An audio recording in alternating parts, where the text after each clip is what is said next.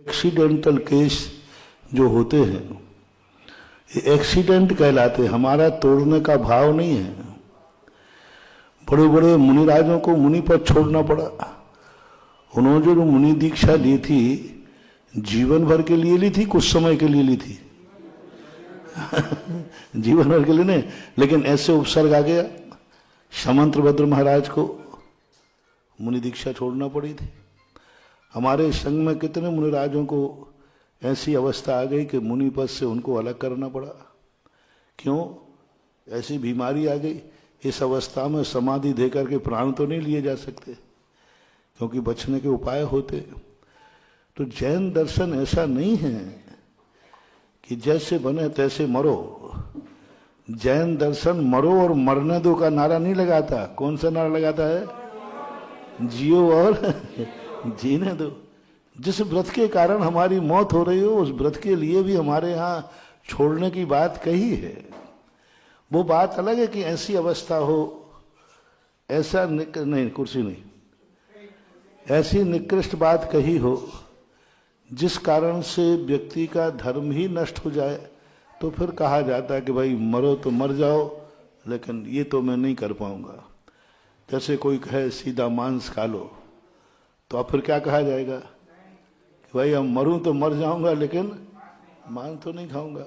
अब किसी ने कहा कि नहीं देखो भाई एक ऐसा करो, ये जो गाजर है ना, गाजर खा लोगे तो बच जाओगे। तो दोनों में अंडा खाओगे तो बच जाओगे या गाजर खाओगे तो बच जाओगे।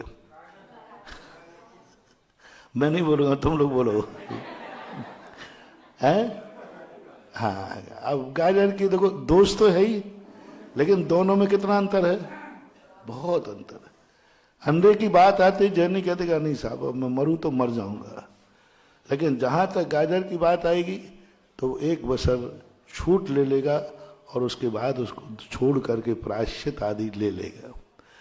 तो ऐसी स्थितियों को जब एक्सीडेंटल अपनी पूरी ताकत लगाओ कि हम ये करेंगे, फिर नहीं कर पा रहे हैं तो तुम्हारा कोई दोष नहीं है। जीवन भर मंदिर का नियम था, वृद्धावस्था हो गई, एक्सीडेंट हो गया, कुछ भी हो गया, नहीं जा पा रहे, कोई दोष नहीं है। कोरोना में था, हमने खुद ऐसी लोगों के लिए रोका जो कहते हैं कि हमने जिंदगी में कभी बिना भगवान के दर्शन किए पानी भी नहीं पिया। शिखर जी की यात्रा की तब उपवास पूर्वक की। शिखर जी जाते थे ना तो एक दिन का बीच में गैप पड़ता था पहले, अब तो फास्ट गाड़ियां हो गई, तो वो लोग उपवास कर लेते थे।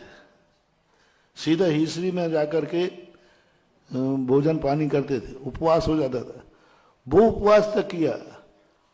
अब हम बिना उपवास के, बिना दर्शन के, मैंने कोई तुम्हें दोष नहीं है, क्योंकि इस समय मंदिर नहीं जाना ही पुण्य का कारण है।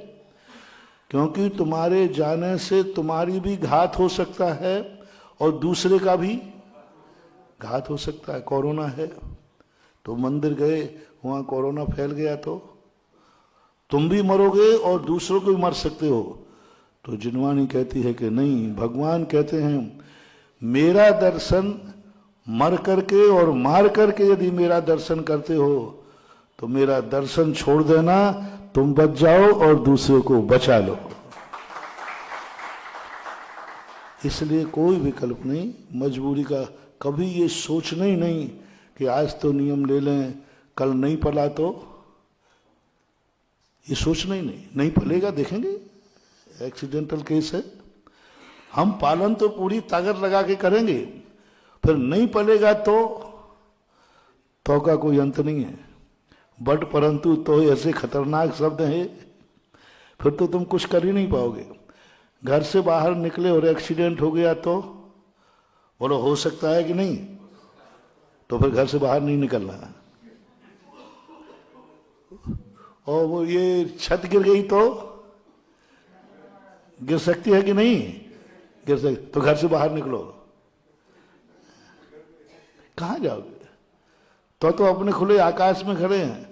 नहीं महाराज हम ऐसा करेंगे, आकाश खुले मैदान में झोपड़ी लगा, भूकंप आ गया तो